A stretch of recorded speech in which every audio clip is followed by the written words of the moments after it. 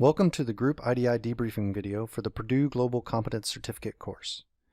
In this video, we will reflect on using what we have learned and next steps.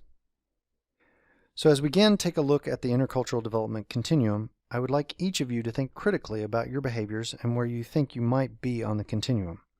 Do you tend to polarize difference, evaluating one culture as being better than the other? Or do you tend to focus more on what you have in common? Do you have knowledge about a specific culture that makes you feel you're more equipped to understand the rationale or motivations behind different behaviors?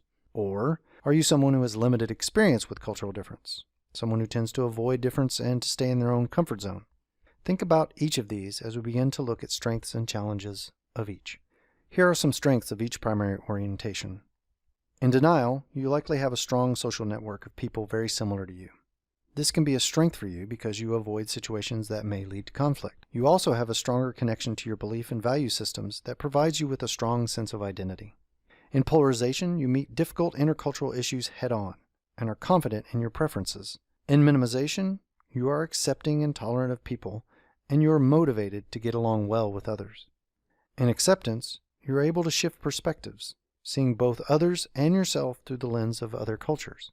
And then, in adaptation, you are able to consistently and effectively communicate across cultures in ways that are satisfactory for you and others. Now for the challenges faced in each primary orientation. In denial, you miss out on opportunities to grow, and you probably misunderstand or even offend those different from you. In polarization, you will often find it difficult to work with culturally different others because your perspectives seem incompatible with what you see perhaps as a universal truth. This is the way things are supposed to be. In minimization, you focus on similarities and surface-level differences, and you will miss the impact of deep culture like beliefs, values, and goals. Saying one's culture is not important is telling someone that their beliefs are not important, and this can result in hurt feelings. In acceptance, you may not be willing or able to act in ways that others see as appropriate, even when realizing there are different rules. You may just not feel comfortable changing your behavior. In adaptation, the challenge often is to stay in adaptation. As mentioned before, with stress, you can fall back into trailing orientations and fall into bad behaviors such as being judgmental, especially being judgmental of those who are not as interculturally developed as yourself.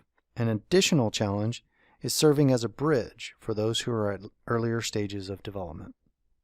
Some core tasks you will need to work on as you go through this course and work on your own intercultural development are listed below. These include developing self-awareness, who you are as a cultural being and what defines your culture, developing awareness of others and cultural difference, learning about other cultural worldviews.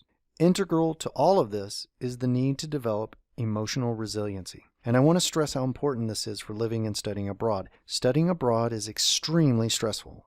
Learning what your triggers are and how to manage stress are invaluable skills.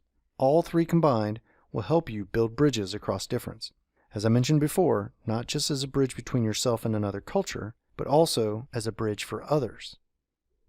Thank you for your time watching these videos. Please remember to bring your notes, comments, and any questions you might have about the intercultural continuum to your first facilitated dialogue session, and share those with your cohort mates and your mentor.